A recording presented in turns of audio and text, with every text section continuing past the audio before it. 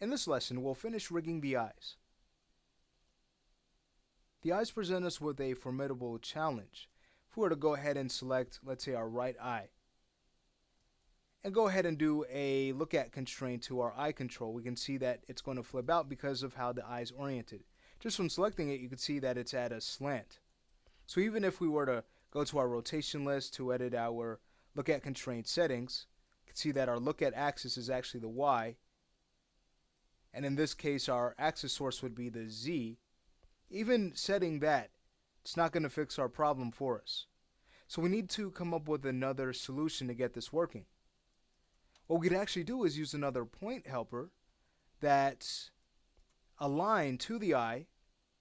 From there we can link the eye to that helper, and being that we won't edit the orientation of the eye, we can do a much more seamless look at constraint connection. And being that the eye is linked to that helper, it will follow correctly.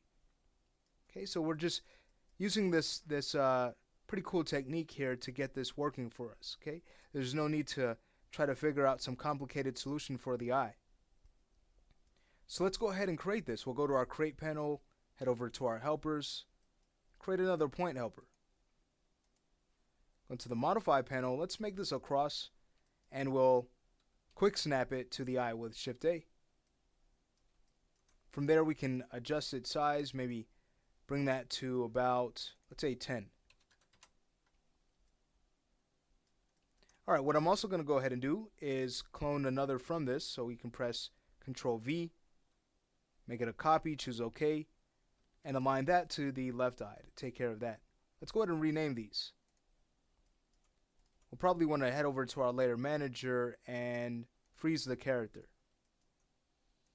Alright, so the one on the left side we can call PTCTRL underscore L underscore I01. Copy the name and rename the right side. Now before we do any linking, let's go ahead and go back to our layer manager and unfreeze the character temporarily. If we were to go ahead and select the right eye, we can actually see that it is instance. Okay, there are no settings to adjust here under our modify panel, but there are with the left. So again, here's that instance trick. If you want to remove an instance, what I'm going to go ahead and do is simply clone this eye with Control V, make it a copy. There are the settings. Now we can go ahead and create a layer.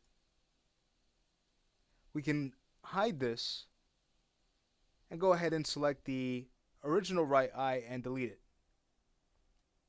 Then I'll go ahead and unhide, and there we have it. Alright, so from here we will make the default layer the active. We can now select this eye and remove it from this layer by simply adding it back to our animation character layer. Then we can go ahead and delete layer 1. Okay. I'd like to also go ahead and rename the eyes, being that they're geometry. Can simply call them GEO for our prefix underscore L underscore I01. Copy the name, go to the right, and rename it. Alright, so we'll set up our links, and then we can finish up by look at constraining to these controls. So first things first, let's go ahead and take the helpers, and I'll go ahead and freeze the character again. It keeps getting in the way. Okay, we can select our helpers, go to our link tool, and link to the head bone. What we can do from there is go ahead and freeze their transformations. Clean them up. Now selecting the eyeballs, so we'll need to go back to our layer manager, unfreeze the character. I'll go ahead and actually select both of them, add them to a layer so they're easier to work with.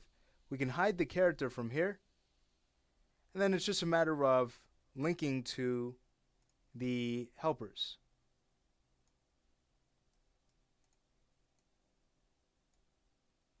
Once that's done, again with the eye selected, can go ahead and add them back to the animation character layer. Go ahead and make the default layer active and delete layer 1. Then bring the character back. Alright, so now we can go ahead and freeze the character again. Alright, now we can set up our look at constraint. So, starting with this right eye, we can select its helper. Go ahead and choose look at constraint and connect to our control. It's going to flip out, yes.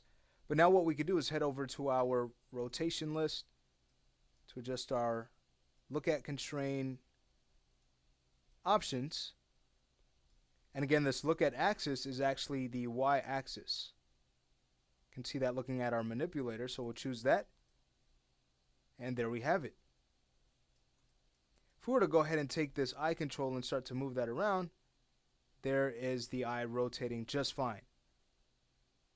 Okay, so we learned a trick. Even when the eye is slanted, we can still bypass that by using another object, not tweaking its orientation at all, instead just moving it into place and then setting up a few links and then do our constraint. Okay, so let's take care of this left eye to kind of finish up here.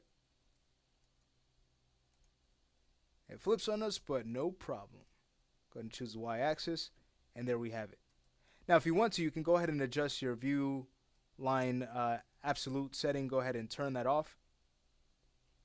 So the line is actually looking directly at the object, and then it doesn't go past that. I'll do the same for the other helper. You can turn it off if you like, but I'd recommend keeping it on. What we're going to do is actually hide the helpers, and then that's going to hide this view line. But if we ever need to see where the line is, we simply just bring the helpers back. So heading back to the layer manager, let's go ahead and select our eye helpers and add them to objects to hide. Okay, so as we hide them, there we have it. It's a lot cleaner. We can orient the eyes, have them look at you.